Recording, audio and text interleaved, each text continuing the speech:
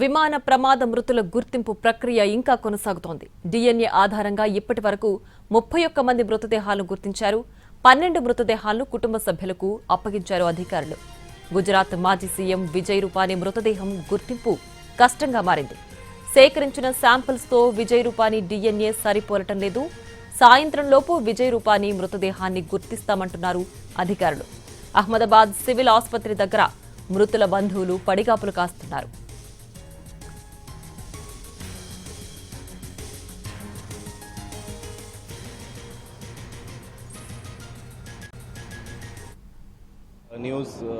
हमें ये न्यूज़ मिली लाइक जिस दिन की एरोप्लेन क्रैश हो गया है। वो पहली बार लंदन जा रही थी अपनी शादी के बाद।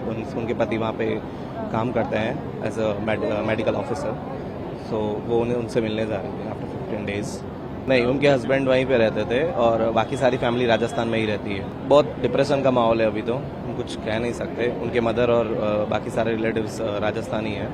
उनके पिता और बड़े पिताजी और वो सारे भाई वगैरह वो सब यहीं पे हैं और हम लोग अहमदाबाद में ही रहते हैं, तो उन्हें यहाँ पे सपोर्ट करने के लिए सब लोग साथ में खड़े हैं।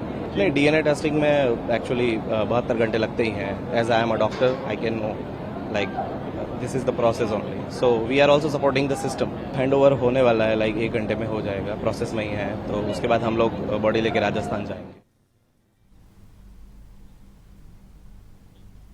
రైట్గా ఇదే అంశానికి సంబంధించి మరింత సమాచారాన్ని మా ప్రతినిధి రాజు లైవ్ లో అందించడానికి సిద్ధంగా ఉన్నారు. రాజు, చెప్పండి, విమాన ప్రమాదంలో మృతులను గుర్తించడం కష్టంగా మారుతోంది. అలాగే ఇప్పటి వరకు కూడా మా గుజరాత్ మాజీ సీఎం విజయ్ రూపానీ మృతదేహాన్ని కూడా గుర్తించలేకపోతున్నారు. డిఎన్ఏ ప్రక్రియ ఎలా జరుగుతోంది, ఏంటి ప్రెజెంట్ ఉన్న అప్డేట్? ఎస్ ప్రియా, నిజంగా అత్యంత విషాదకరమైనటువంటి పరిస్థితి ప్రస్తుతం అహ్మదాబాద్లోని సివిల్ ఆసుపత్రిలో నెలకొందని చెప్పుకోవచ్చు. ఎప్పుడైతే అటు ప్రమాద ఘటన తర్వాత ఆ విమానం ఎప్పుడైతే కుప్పకూలిందో దాంతో అందులో ఉన్నటువంటి ప్యాసింజర్స్ అంటే ఒక్కరు మినహా మిగతా వాళ్ళందరూ కూడా పూర్తిగా కాలిపోయారు. అంటే అందులో 8 మందిని మాత్రమే గుర్తించే పరిస్థితి కనిపించింది. సో దాంతో ఆ 8 మందిని గుర్తించారు, వాళ్ళను అప్పగించేశారు. కానీ ఇక మిగతా మృతదేహాలను గుర్తించడం మాత్రం అత్యంత కష్టమైనటువంటి పరిస్థితిగా కనిపిస్తుంది. అయితే డిఎన్ఏ ద్వారా మాత్రమే వాళ్ళు ఎవరు అనే దాన్ని గుర్తించగలుగుతామనే విషయాన్ని స్పష్టంగా తీసుకున్న తర్వాత వాళ్ళ బంధువుల నుంచి ఏదైతే ఫ్యామిలీలో ఉన్నటువంటి పిల్లల నుంచి డిఎన్ఏలు సేకరించారు. అక్కడ ఉన్నటువంటి మృతదేహాలతో పోల్చి చూసేటటువంటి ప్రక్రియ ప్రస్తుతం కొనసాగుతుంది. అయితే ఇప్పటి వరకు అంటే మొత్తం 241 మంది ఏదైతే విమానంలో ఉన్నటువంటి వాళ్ళు చనిపోగా మరికొంతమంది ఆ విమానం ఏదైతే ఆ కూలినప్పుడు బీజే ఆసుపత్రికి సంబంధించినటువంటి మెడికల్ కాలేజీకి సంబంధించినటువంటి హాస్టల్ పైన కూలింది. అందులో ఉన్నటువంటి వాళ్ళు కూడా కాలిపోయినటువంటి పరిస్థితి కనిపించింది. సో ఇప్పుడు దాదాపు 275 వరకు కూడా మొత్తం చనిపోయినటువంటి పరిస్థితి కనిపిస్తుంది. ఇందులో స్వయంగా గుర్తించగలిగేటటువంటి పరిస్థితి ఉన్నటువంటి వాళ్ళను ఒకవైపు గుర్తిస్తే వాళ్ళను వాళ్ళ కుటుంబ సభ్యులకు అప్పగిస్తే మిగతా ఎవరైతే ఉన్నారో అందులో 31 మందిని మాత్రమే డిఎన్ఏ ఆధారంగా గుర్తించినటువంటి పరిస్థితి కనిపిస్తుంది. అందులో కూడా 12 మందిని మాత్రమే వాళ్ళ కుటుంబ సభ్యులకు అప్పగించారు. ఇక మిగతా వాళ్ళందరినీ గుర్తించాలంటే మరింత సమయం పట్టే అవకాశం అయితే స్పష్టంగా కనిపిస్తుంది. సో ఎందుకంటే అందులో ఉన్నటువంటి వాళ్ళు మొత్తం కూడా పూర్తిగా కాలిపోయారు. వాళ్ళ మృతదేహాలను గుర్తించలేనటువంటి పరిస్థితి కనిపించింది. నిన్న ఏ విధంగానైతే విమానం తోక భాగంలో దొరికినటువంటి ఒక మహిళ మృతదేహంగా భావిస్తున్నటువంటి ఆ బాడీని కూడా ఇప్పటికే ఆసుపత్రిలో డిఎన్ఏ టెస్ట్ కోసం తీసుకెళ్లారు. మేబీ ఆ బాడీ ఖచ్చితంగా ఏదైతే ఎయిర్ హోస్టెస్ కి సంబంధించిందని చెప్పి భావిస్తున్నారు. ఇక ఈ ప్రమాదంలో చనిపోయినటువంటి విజయ్ రూపానీ తను గుజరాత్ కు మాజీ ముఖ్యమంత్రి, గతంలో ముఖ్యమంత్రి, అక్కడ సేవలు అందించారు.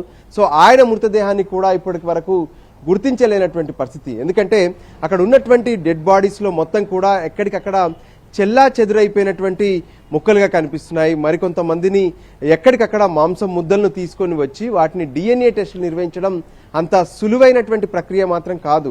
ఎందుకంటే ఏదైతే బాడీలను గుర్తించలేనటువంటి పరిస్థితుల్లో కావచ్చు, తీవ్రంగా ప్రమాదాలకు గురైనటువంటి పరిస్థితుల్లో ఎక్కువ మృతదేహాలు ఉన్నటువంటి క్రమంలోనే డిఎన్ఏ టెస్టుల ద్వారా ఆ డెడ్ బాడీస్ ని గుర్తిస్తుంటారు. కానీ ఇక్కడ డెడ్ బాడీస్ అనేటివి కూడా కనిపించినటువంటి పరిస్థితి కనిపిస్తుంది. మొత్తం మాంసపు ముద్దలు మాత్రమే ఉన్నాయి. సో ఆ మాంసపు ముద్దలను డిఎన్ఏ టెస్టులు చేయడం అంటే అంత సులువైనటువంటి పరిస్థితి కాదనేది స్పష్టంగా అర్థమవుతుంది. అయినప్పటికీ కూడా డిఎన్ఏ టెస్ట్ కోసం కావాల్సినటువంటి అత్యాధునిక పరికరాలను ఉపయోగిస్తూ ఒకవైపు డిఎన్ఏ టెస్టులను కొనసాగిస్తున్నటువంటి పరిస్థితి కనిపిస్తుంది.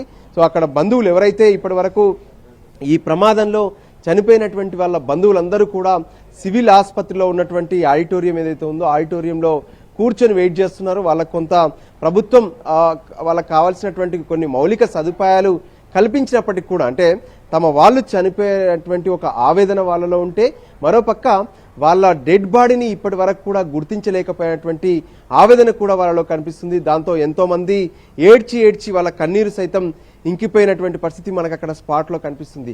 సో ఈ పరిస్థితిలో త్వరితగతిన ఈ డిఎన్ఏ ప్రక్రియను పూర్తి చేసి డెడ్ బాడీస్ని అందించే ప్రయత్నం అయితే కొనసాగుతుంది. దానికి సంబంధించి అటు కేంద్రం నుంచి కావచ్చు రాష్ట్రం నుంచి కావచ్చు ఎటువంటి సహాయ సహకారాలు కావాలన్నా సరే అందించడానికి సిద్ధంగా ఉన్నామని చెప్పి ఇప్పటికే సివిల్ ఆసుపత్రి వైద్యులకు స్పష్టం చేసినటువంటి పరిస్థితి ఉంది. దానికి అనుగుణంగానే ప్రస్తుతం అయితే 31 మృతదేహాలను మాత్రమే డిఎన్ఏ ఆధారంగా గుర్తిస్తే 12 మాత్రమే అందించారు. మిగతా వాటిని కూడా అందించాల్సి ఉంది. ఒకవైపు డిఎన్ఏ ప్రక్రియ కొనసాగుతూనే ఉంది. కానీ మాజీ ముఖ్యమంత్రి విజయ్ రూపానీ డెడ్ బాడీని మాత్రం ఇప్పటి వరకు గుర్తించలేకపోయారు. దాంతో ఆయన బంధువులు కూడా తీవ్రంగా ఆవేదన వ్యక్తం చేస్తున్నటువంటి పరిస్థితి ఇప్పుడు ప్రస్తుతం అహ్మదాబాద్ లో ఉన్నటువంటి సివిల్ ఆసుపత్రి వద్ద కనిపిస్తుంది. Priya. Right Raju, thanks for the updates. NEET 2025 ఫలితాల్లో all India first rank Sri Chaitanya classroom programme విద్యార్థిదే. Hello friends, I am Kavis. I have 3 year regular class of student of Sri Chaitanya. Sri Chaitanya classroom ప్రోగ్రాములతో పోటీ పడే వారే లేరు లేనే